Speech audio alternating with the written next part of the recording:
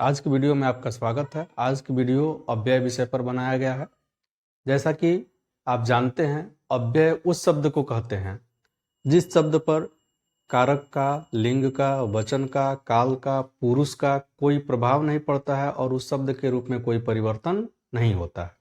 अव्यय को हम अविकारी शब्द भी कहते हैं। अविकारी का मतलब अविकारी का मतलब परिवर्तन न होना होता है। विकार का मतलब परिवर्तन होता है। तो जिसमें परिवर्तन हो जाता है, जिसके रूप बदल जाते हैं, वह विकारी हो जाता है। और जिसके रूप अपरिवर्तित रहते हैं, किसी कारणवश उसमें कोई परिवर्तन नहीं होता, उसे हम अविकारी शब्द कहते हैं। और अविकारी शब्द को ही हम अव्यय शब्द भी कहते हैं।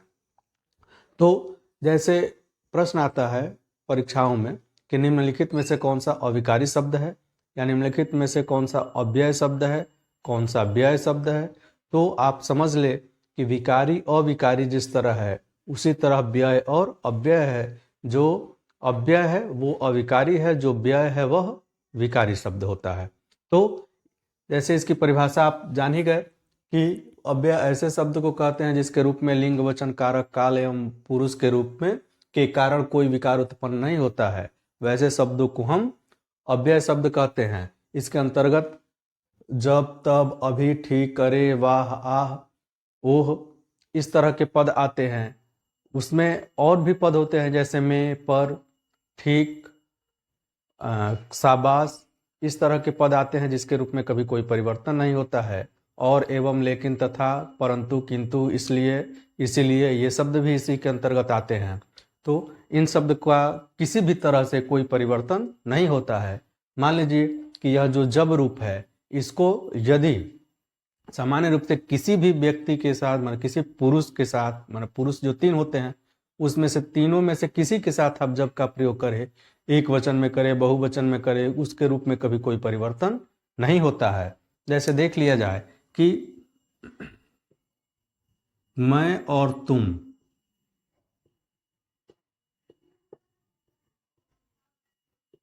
बाजार गए,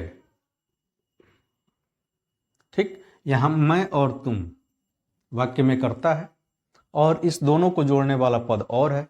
तो इस और पद को आप चाहे दो व्यक्ति के साथ प्रयुक्त करें, तीन व्यक्ति के साथ करें, चार व्यक्ति के साथ करें, इसके रूप में कभी कोई परिवर्तन नहीं होता है।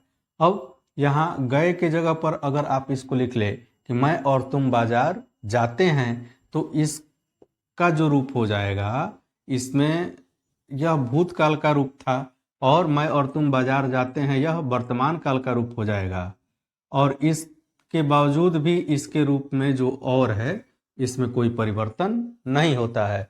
इसी कारण ऐसे शब्दों को हम अव्यय शब्द कहते हैं।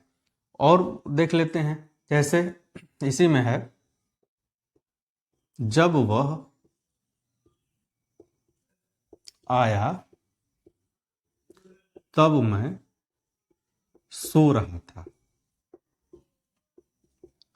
अब इसमें आप यह जो जब और तब यह पद है, इसमें आप किसी भी तरीके से कोई परिवर्तन इसके शब्द रूप में नहीं कर सकते हैं। इसमें प्रश्न कभी कभी उठ जाता है कि मान लीजिए तब से तभी बनता है, तो वह किसे परिवर्तन हुआ?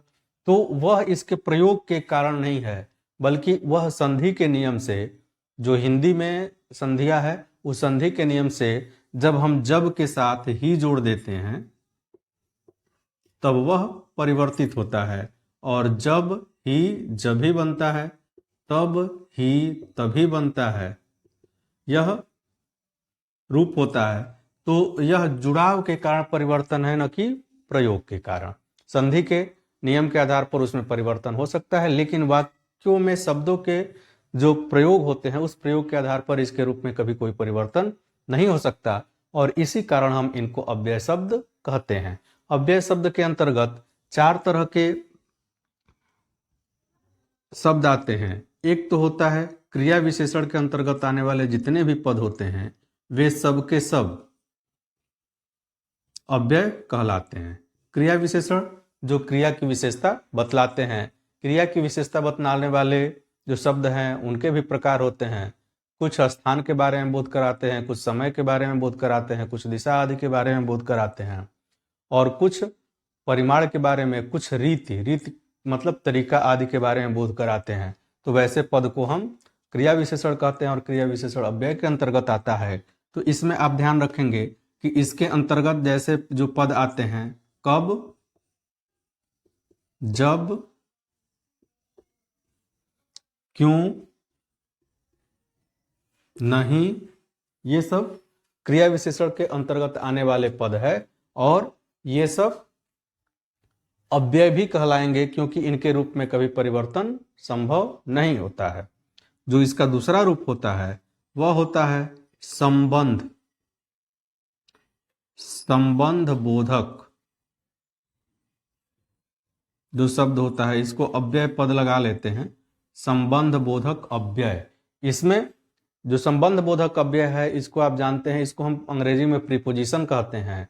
जब दो संज्ञाओं के बीच संबंध को स्थापित करना होता है तब इसका प्रयोग किया जाता है। इसके संबंध, संज्ञाओं के बीच के संबंध को प्रदर्शित करने के लिए इसका प्रयोग किया जाता है और इसके भी रूप में कभी कोई परिवर्तन नहीं होता है। जैसे इसके अंतर्गत में है, पर है, ऊपर है, के सामने है, नीचे है, बगल है, इस तरह के पद इसके अंतर्गत आते हैं और इसके भी रूप में कभी कोई परिवर्तन नहीं होता है। इस कारण यह भी अव्यय होता है। जो इसका चौथा भेद होता है वह होता है समुच्चय बोधक अव्यय, समुच्चय बोधक अव्यय।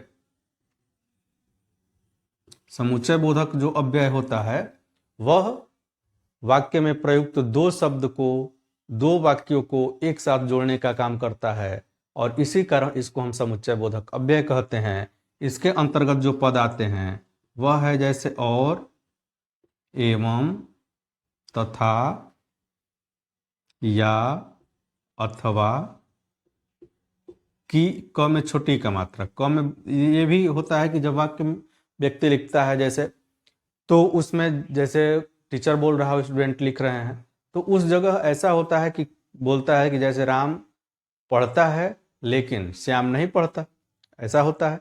उसके बाद अगर बोला जाए तो फिर होता है कि मैं बलिया जाता हूं ताकि कोई काम कर सकूं, मैं यहां आया हूं कि उसे देख सकूं। तो जो की आता है वह की में क में छोटी का मात्रा के जगह पर आदमी क में बड़ी का मात्रा लगा देता है। तो ध्यान रखेंगे, आगे की कक्षाओं में हम लोग इसको पढ़ेंगे कि क में छोटी का मात्रा और क में बड़ी का मात्रा दोनों में अंतर होता है। जो क में छोटी का मात्रा होता है वह दो वाक्यों को एक साथ जोड़ता है और जो क में बड़ी का मात्रा होता है वह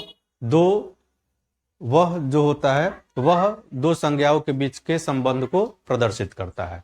तो इस तरह यह रूप होता है। इसका चौथा भेद जो होता है उसको हम विस्मयादि बोधक अव्यय कहते हैं। उसको हम विस्मयादि बोधक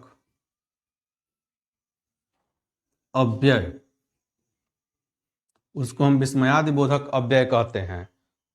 ठीक है, तो उस विस्मयादि बोधक अव्यय की परिभाषा क्या होती है कि मन में उठने वाले जो भाव है उसको व्यक्त करने वाले पद विस्मयादि बोधक अव्यय कहलाते हैं। इसके अंतर्गत जो मन में अचानक भाव उठे, जो दुख हो, शोक हो, घृणा हो, उस तरह के पद विस्मयादि बोधक अव्यय के अंतर्गत आते हैं और इसके अंतर्गत जो शब्द होते हैं वह है ओह,